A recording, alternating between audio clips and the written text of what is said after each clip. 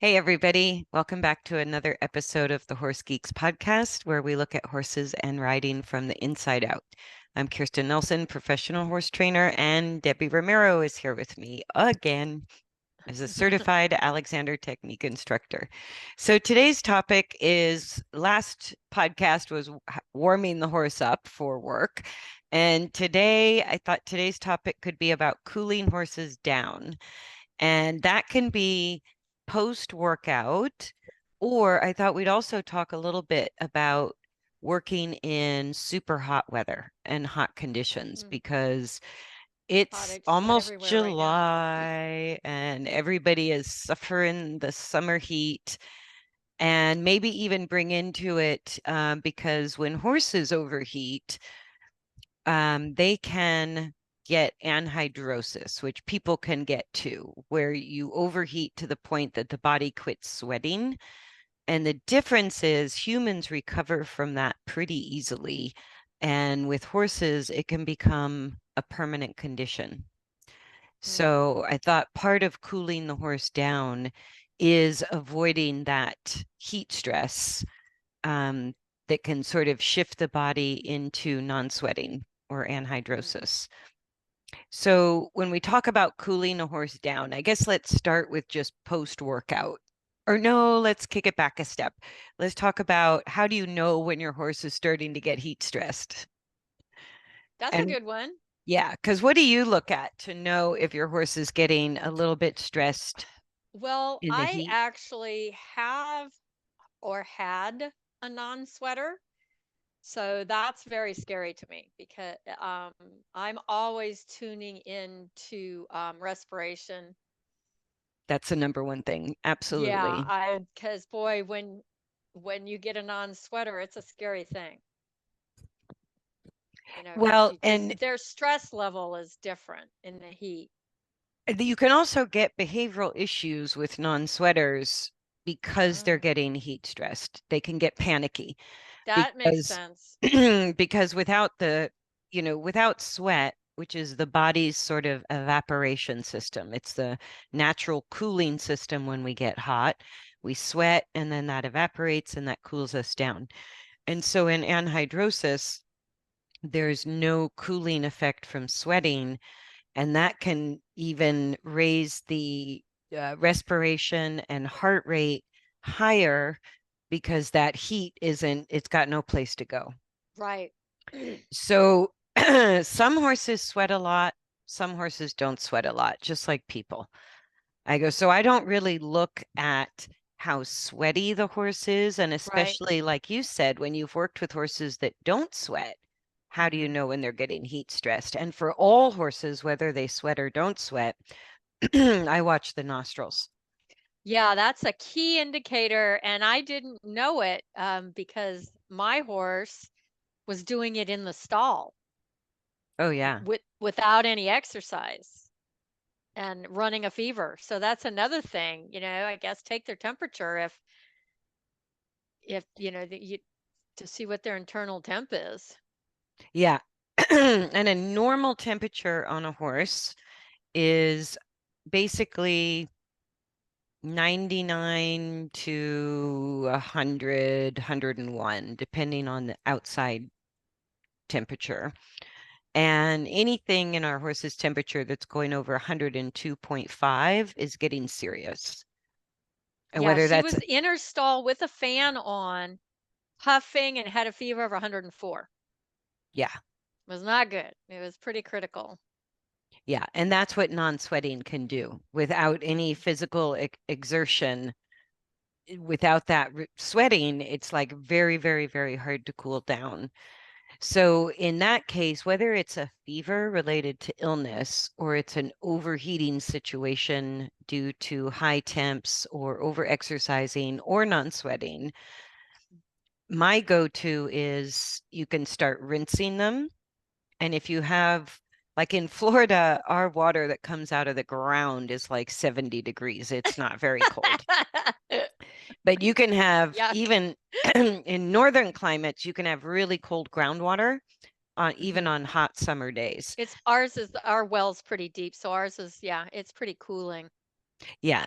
And so, especially if you have cold well water, you just want to make sure always that we're rinsing hot horses from the hooves up, never directly on the back, never directly on the neck or the belly, because I actually long, long ago accidentally tied a horse up that way when I went to cool her Oh, down after we had had a trail ride and it was a hot summer day, and I stuck cold hose right on her back and she almost instantly tied up. It can just wow. send a shock to the system. So there's great big arteries on the inside of all four legs on our horse, and then the base of the neck where the throat latch is about where the jugular vein runs. And if we start with the hose, hosing down the inside of the legs, up the legs, maybe along the belly a little bit, up the base of the neck, that starts to cool them down pretty fast without risking any kind of cold shock to the kidneys or A the cold the plunge. guts or anything like that, right? No, and that can be pretty important. So if they are running a fever or they're getting that heat stress that their internal temperature is going up over 102.5, it's definitely time for the hose from the feet Mhm. up. Another trick is to, while you're hosing them, you can use the sweat scraper, and that kind of keeps pulling the warm water off and replenishing the That's a good cold idea. against the skin. And then in Florida, I had to come up with a couple of tricks for, because we don't really have very cold groundwater, and putting a Right. fan on them helps too while you're Well, rinsing. that's a good idea. But I would soak towels in buckets of ice water. So, like, I always keep bags of ice in my barn freezer for laminitic episodes or fevers or something like that, or leg injuries. And I will throw polo wraps or towels in a bucket of ice water and let them Mm, get really cool. And then after hosing the horse and bringing it down a little bit, you can put icy cold wet towels over the hindquarters, back or neck, and you can wrap the legs with icy cold polo wraps and then stand them in front of a fan. And that will kind of bring the temperature down as well. And that's if you don't have cold well water. It's like, which we just don't have cold water coming out of our hose. It does feel yeah, cold when the temps are super high. It still feels cool. It's still refreshing. feels better than 100 degrees, right? Yeah. Like we're both having right now in both Virginia and Florida. So Yeah, I was up in Maryland over the weekend. It was hotter up there than it was in Florida with that heat dome going yeah, it across was the a dome. country. I totally agree with you on that. Yeah, and even, making it through the clinic, we just, in the summertime in Florida, we dial the work back. I go, you can get a lot of work done at the walk without taxing heart rate respiration. You can sometimes do a little bit of trot, a little bit of canter, but then the warm up and the cool down has to really not involve a lot of speed work. Like we talked about Right. last time, you can still work on the coordination even at the walk, or it's sometimes kind of a nice thing to, I don't know, work on halt with an open trailer somewhere around, or I was gonna say that I did that this morning. I did all just review of in hand work or, put your feet over here, move when I say move. Can you stand at the mounting block? Will you yeah. put your head down so I can clean inside your ears? I mean, Yeah. I get very creative when it's hot. Exactly. Exactly. Or even just allowing our horse to mooch around on the end of a lunge line. Like, especially if the horse has metabolic issues and we're on Mm, summer grass and it's hot, the exercise can be important. But as soon as we start to see the nostrils of the horse flaring, right, that means not only is the respiration being elevated, but so's the heart rate. And at a certain point of physical stress, the body's going to release more cortisol and stress mm, hormones than it will actually kind of, what do I want to say? It won't support the body in the healthiest way. It's sort of now busy coping with stress. And so you don't get as much benefit from exercise once those nostrils are really flaring hard.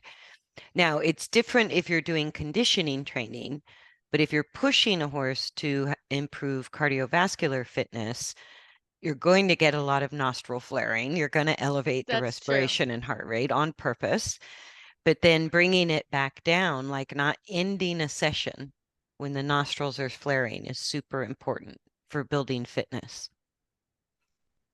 And even if we're not doing much, kind of watching how the individual horse is breathing really tells us, oh, we could play with a little bit of trot or canter, or maybe not today.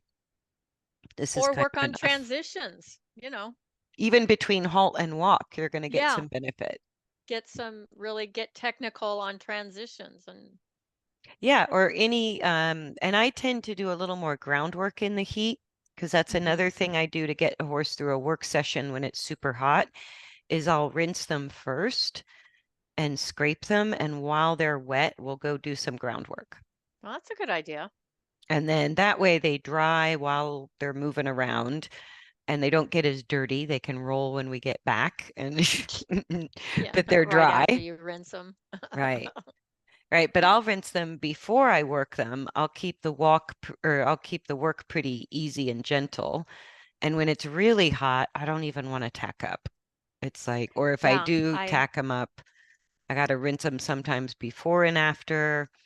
And the other thing I avoid when it's super hot is wrapping legs, mm, because when it's really hot outside and we wrap the legs, those polo wraps or boots or leg wraps can really trap the heat. And the hotter the tendons and ligaments get, they can that's a get a good little point. bit more stretchy and they're more prone to injury if we're overheating the lower legs. They're a lot That more makes prone to injury. I would think that it's the same thing. It's, it's just too much. Because what you do when you get warm is everything vasodilates. Everything, all the Right. blood vessels open up. So it becomes a fire highway. Right. So, Exactly. I So mean, even if it has a vasodilation and vasorestriction are two very important things that the body can do. to It's adjust just temperature. right. And that's like when I tell people, oh, and they ask me, oh, should I put heat or cold on this? And I'm like, well, that depends.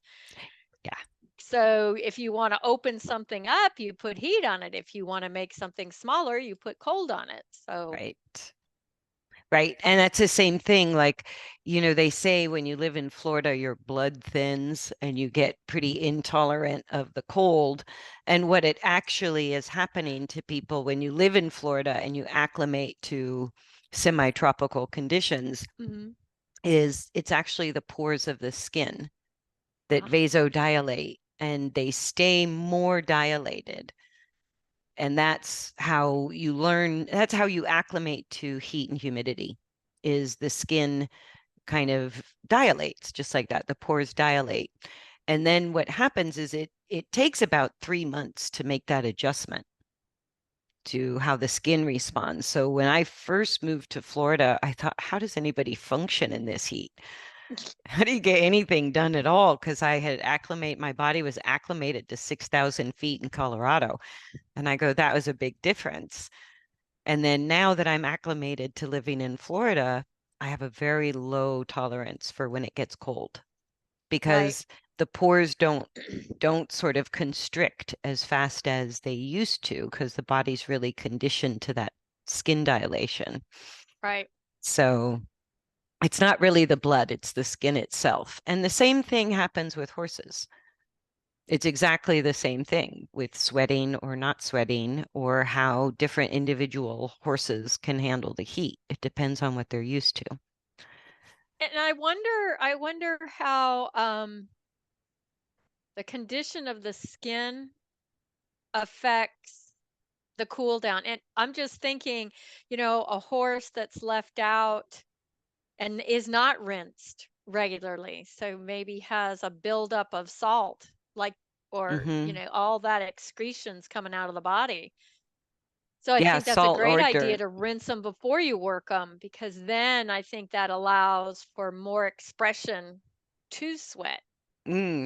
I Yeah. could be wrong. I don't know, but I I'm know just zero about what you just said. well, I just seem to always when we have these heat waves, um I think it management wise, making sure your horses are at least rinsed. Yes, rinsing. No, I don't shampoo for the same reason that I don't want the skin to get dry and irritated, Right. especially in the summer, but rinsing the salt and sweat and dirt off, it does seem to help.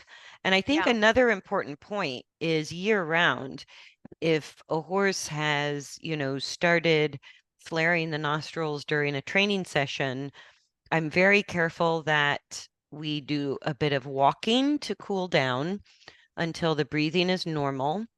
And if they're still sort of actively sweating, if the sweat hasn't dried by that time, then I'll rest at halt, usually in a cool area, until the sweat starts to dry a little bit. And when Mhm. the sweat dries, it gets like a cheesecake crust It's on it. wrinkly. Yeah, it gets kind of wrinkly. And that's the safest time to start hosing them off because the body has cooled itself. A little bit, yeah. And because we're so prone to horses getting anhydrosis in Florida from heat stress, that's one of the things I do to avoid heat stress because I feel like if we throw ice water and cold water on horses when they're just having a normal cool down period, they don't have a fever over 102.5, but they're hot and sweaty and panting a little bit, nostrils flaring, not panting, nostrils flaring, and letting that body cool down gradually seems to keep the horses farther away from that tipping into anhydrosis kind of heat stress. It's like the body adapts to the heat stress a little bit better if I let it be more gradual. And a lot of people, when the horse is super hot, they're sticking the hose on right away. And I go, that's appropriate if the horse is under severe heat stress or has a high temperature, then yes, I would do the same. But after a normal workout with a healthy horse, I try to let that sweat dry a little bit to the point that it looks wrinkly. It And the does. same thing, like I'll even leave the boots or the polo wraps on while I'm letting the sweat dry. And so I'm not pulling off those boots or wraps while the tendons are still hot and stretchy. I'm letting Right. them kind of cool down with that wrap on the leg as some support. And I've had pretty good luck living with the horses in the high heat, but it's a management issue.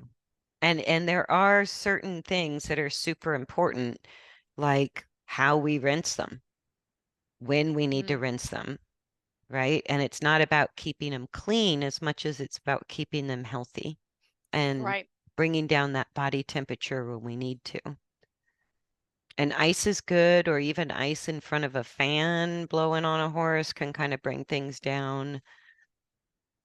And maybe even looking at changing your workout time.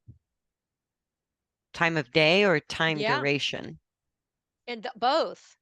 You know that yeah, I'm in the summertime, I'm working horses early in the morning because Yeah. here it seems to be hotter later. It like 4 o'clock on in Virginia from 4 to 8 is usually about the hottest time of the day. And see, we're kind of the opposite. It starts, Yeah, I have early morning, but my riding area with the oak trees around it is in shade starting about 2 in the lucky, afternoon. And lucky then I you. usually get an ocean breeze. And so it's like the afternoons are the better time for me, but Right, absolutely adjusting to when it's a little bit less stressful weather-wise, either earlier or right, later in the day. right. And then I might also cut my sessions down to 30, 40 minutes instead of an hour. And I might What work I've on been doing, yeah, with things. the heat is 30 minutes maybe every day instead of every other day kind of thing. Instead of an hour and then skip a day, it's 30 minutes, 30. And it's better for me. Yeah. I'm giving myself little breaks. I'll run in and, get some water or sit for a minute and check my phone. So, because I don't know about you, but my heart rate gets up there when I'm out in 90-degree weather and the It's humidity also here, it is. tiring. I think we Ugh. forget that there's a fatigue factor. So sometimes doing the very same work we would normally do when the weather is ideal, when we get these heat waves and heat domes, if we don't slow it down, doing the same work we've been doing can be twice as challenging or twice as taxing to the body. And so we do And have you to think about, adjust. yeah, we forget when I was bodybuilding, I went through a 2 or 3 month period of no growth. And it turns out that it was because I wasn't taking time off to let my kidneys and liver, our internal organs, detoxify. The Mm. muscle or heat breakdown. I don't know if people think about that, that the kidneys and liver and all that are still detoxing the following day Oh, from just the muscle tearing and building. from the muscle use Hmm. and the sweat and all that. So keep in mind that a horse or human may be sluggish because they're still detoxing from the day before If they had a hard workout. if they had a hard workout in the heat, especially. Yeah. Yeah, and I think like a lot of the research is showing with people that if we want to actually burn fat rather than bodybuilding, let's say you just need to, like our horses that have metabolic issues that just Hmm. cannot stand around, like it's dangerous for them not to Yeah. exercise. But for fat burning, and especially in the heat, walking, like if you keep your heart rate and respiration at a level that feels, how do I want to say, kind of like you're working a bit, but not stressed. You're not physically struggling. So in the horse, that would be the nostrils are visibly moving, but not flaring, right? And they may be quite sweaty or they might not show a lot of sweat. But by watching the breathing, a long walk, especially on a hot day, can burn way more fat, way more calories than pushing our horse into trot or canter, where they're going into a physical level of stress that's no longer burning fat. It's going to start storing fat because the Right. body's now under stress. And it'll break down muscle tissue It'll break down muscle tissue and instead it of won't it burn goes fat. it does the opposite of what you're trying to do. Yeah. So, like with people, they've showed walking is a much better fat burning exercise than jogging or running or even doing a heavy workout, just a long walk. And the same is true for our horses.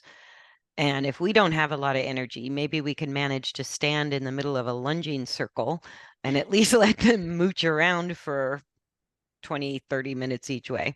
Right. And Yeah. so, I have two metabolic horses and I worked them for 20 minutes today each yeah. at the walk. No, and my 31-year-old mare, if I don't do a little something with her every day, she goes downhill fast. Like Hmm. she gets really stiff. She looks skinnier because she's getting tighter. And Yep. if I just keep up with her, even in the heat, I go, if she can do 20 to 30 minutes every day, she looks better and better and holds up better, even when it's hot. And when I was gone for the weekend, I think I missed 3 days of working her, and I come back and she looks like she's aged.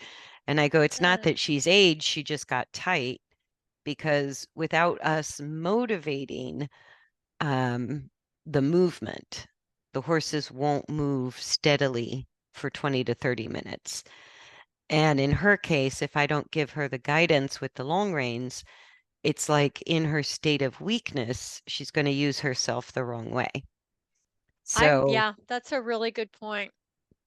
so we just do our, up to an hour if her breathing doesn't look stressed and she has energy to keep going, but at least 30 minutes every day that I'm here. And if we don't live close to our horses, I mean, you and I do, we have horses here. It's easy to do a little bit every day. But for people who live far away, if you only get to see your horse once or twice a week, within the time spent, the work session doesn't have to be consistent. You can do 20 minutes of work, take a 10-minute break, right? Do another 20 minutes of work, take a 30-minute break, and just spending time with the horse, right? Spending time with our horse as part of bonding and friendship and all that is still, I think, super valuable time that we don't even think about when we're all feeling good. We want to get the work done, Mhm. right? But instead of not showing up to the barn at all, it's like we could use sort of bad weather conditions as bonding time with our horse. Grooming, hand grazing, sitting under a tree together, going for an easy walk, putting them on a Yeah, lunge I line. saw a client of mine post on Facebook. She led her horse on a trail ride. Yeah, you both I get the thought, well, that's a good exercise. idea. Yeah. And especially if horses are not super safe to ride, it's a good way to go get them out and about and desensitized to different Mhm. areas, trusting you a little bit more. But there's a lot we can do when the weather is too hot. And I think it's important to keep seeing our horse regularly as part of the relationship. But that doesn't mean we have to work our horse super hard. So we I don't have to think, saddle up and giddy up and go. right, Yeah. right. Yeah, I think we forget about the quality time Yeah. of just hanging out together. And I think even the non-sweaters who can't do very much. I go, I had one lady who would keep a bucket of ice water and a washcloth in it. And when her horse would start breathing hard, we would actually put the ice water along the face and it would kind Huh. of cool him down up around the ears, on the forehead, under the jaw, down the neck, and sort of cool that head down. And that was how we would have to get through some of the summer work sessions, was with little breaks and cooling down periods. And so anytime those nostrils are flaring, we can just stop wherever we are and take a little rest. I Right. go, Take a break. never a problem. Have a little rest, let everybody catch their breath. And it doesn't mean you have to be done for the day, but you might need, especially with a non-sweater, might need periodic rest breaks where the horse can start to breathe normally again and then go back and do a little more. And so I that agree. to me, I go, like I said, some horses sweat a lot, some horses don't sweat at all. So I don't really watch how sweaty they're getting as much as I watch the breathing to know whether Right. they're going into a physical level of stress that I either want or don't want. And I always check to see if they're hot. I mean, to the touch, Hmm.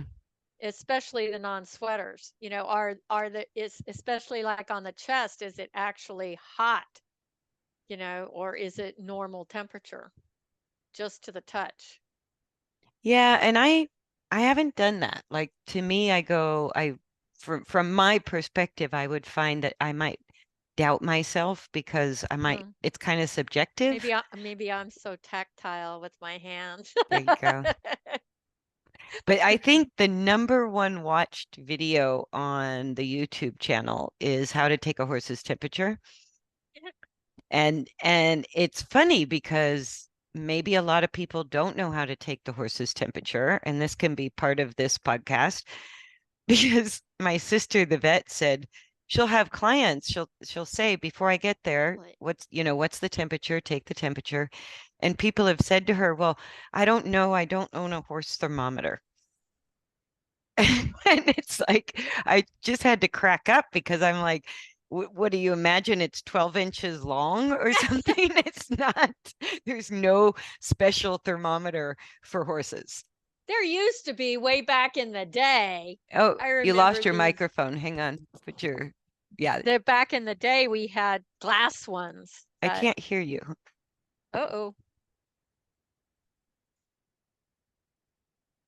So With back in the the day, yeah, we had glass ones with Mhm. mercury, which nobody uses anymore because they're so dangerous. And we used to have to tie a string on the end of the thermometer so that it didn't get sucked into the bowels. But it Right. wasn't that much larger than a regular thermometer you would use on people. It was a little bit larger. Okay, say something. Let me see if I can hear you. Okay, is it working now? It's just really faint. That's Try, really weird. It just changed all by itself. no, it might have been my volume thing on my end. Okay, You I've sound turned it fine up. now. Nope, you sound fine now. Oh, okay, Yep, might have cool. been me. Might have been you. Might have been me. So, anyways, the digital thermometers that you can get at every, drugstore, grocery store, Walmart. whatever. Yeah, it's a very safe little tool. It's shaped for easy use. It has a little button. It makes a little noise when it's done, and you pull it And it out, doesn't and spook your horse. it doesn't spook your horse. It's small, it's easy to use, and part of the reason the glass thermometer is perpetuated with the mercury in them is because they were worried the digital ones would misread or the battery would go bad or something like that. Mhm. So I usually keep a brand new one somewhere in the barn and the other one I use. And if a horse really has a high, extra high or extra low temperature, I'll use two different thermometers and check it That's a good idea. twice. Yeah. Yeah. But no, I even usually I think I don't even remember the last time I saw what they used to call a horse thermometer, which was just a bigger glass thermometer. Wasn't any different, but it was easier to read because it was bigger. much easier to read. Much easier to read. Yeah, and don't mix up your household thermometer with your barn thermometer. Yeah, I Another have important a point. stethoscope, Vaseline, and thermometer, like all in one place, Yeah. so that anybody who comes to the barn can easily access where they are. No, and the first thing I check if a horse is not eating normally, if they haven't eaten their hay, if they haven't eaten their grain, their breakfast, their dinner, whatever, if they look a little punky, number one thing I do is take their temperature, Yeah. right? And usually that, the vet's going to want heart rate, temperature, and respiration if you're going to call the vet to give them any information. That's what they're going to want. And the heart rate and respiration, we can like watching the nostrils tells us if the respiration is elevated or not. Heart rate is a little bit of a skill we have to develop and have a stethoscope. If we don't have one handy, we're not going to be able to give the vet that information. But a thermometer is super easy to have, Right. even two of them, and easy to read, easy. The horses typically don't mind it, especially if they're um, not feeling good. And I had to laugh because like rectal temperature taking is not, they don't do that with babies anymore. They still do it with animals. And I asked Right. these little girls, I said, because I was trying to explain where you put the thermometer on a horse. And they go, I said, it's kind of like, with babies where they put the thermometer. And she goes, in the ear? And I went, oh my God, I'm old. Oh, I go, no, you put the thermometer in where the poop comes out. That's pretty much it. That's where it goes. And you can get the temperature if you see flaring like you did with a horse not even working in the stall, it can still be super serious. and And it might not be anhydrosis. It could be a viral infection or bacterial or take their colic. temperature. You Absolutely. you don't know. Right. But the nostrils flaring definitely shows elevated respiration. Right. Absolutely. The horse is in distress, put it that way. And she just, And if, she looked like she was in distress. yeah. And if the nostrils are flaring and the respiration is elevated, we guarantee the heart rate is elevated. Just Mhm. don't know how much unless you have a stethoscope. But the temperature being over 102.5 is bring that body temp down and call the vet. It's Yeah. that serious. Because even if it's anhidrosis or heat stress, even a temporary heat stress, that the effects of having a fever, the longer you have the fever over 102.5, the more damage it can do. Right. So just bringing the temperature down can really help any issue, Exactly. because the fever itself can create its own side effects and Yes. problems. So anything else you want to add to cooling down? Because we talked about watching the nostrils for elevated respiration, Hmm. hosing or rinsing or using towels and polo wraps that have been soaked in ice water as a cool down, maybe with a fan blowing on them in the shade, in the barn, all of those ways to kind of cool down the Hand body. walking. I don't know if we mentioned, that's the old fashioned way. Just walk until they cool down a little bit. Don't take it too fast. Yeah, and that was like years and years and years ago. A very temporary job I had at the track was called a hot walker, The hot walker. the hot walker. Yeah. And So they just just, use people to, after they breeze the horses and exercise them, and they go back to the shed row. The hot walkers basically take these hot horses, and before you rinse them or put them away, you walk them round and round and round the stalls until the breathing returns to normal and the sweat yeah, starts to dry. that's what I was taught. Yeah. Yeah. Not to hose them too soon. And you That, don't unwrap the legs, you take the tack right. off, you put the halter on, and then you walk them.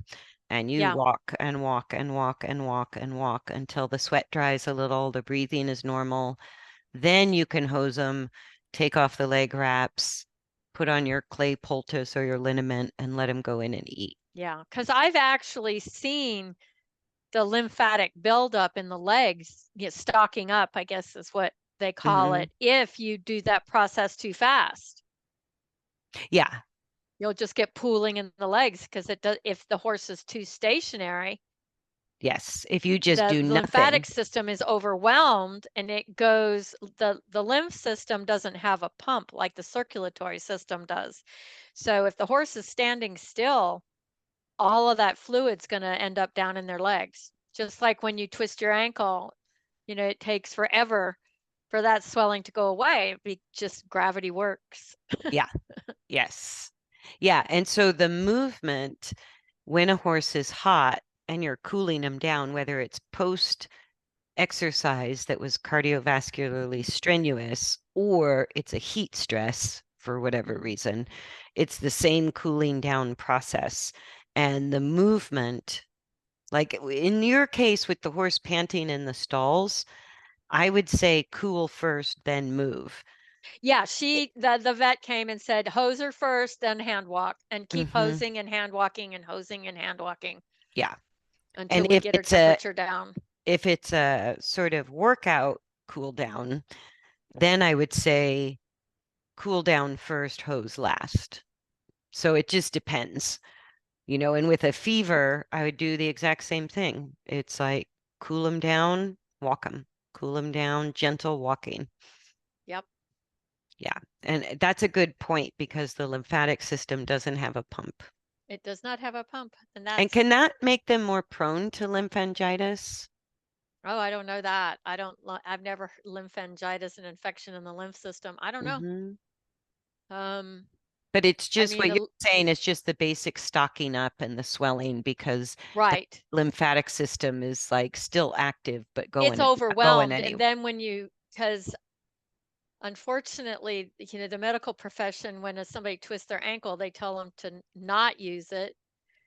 I'm kind of not the opposite of that. I'm like, no, you need light use, or make sure, your limb is above your heart, whatever, because that lymph buildup is going to make a person or a horse so much more uncomfortable Mm, in the yes. days to come and harder management wise to get rid of. Yes. I mean, the lymph's just doing its job.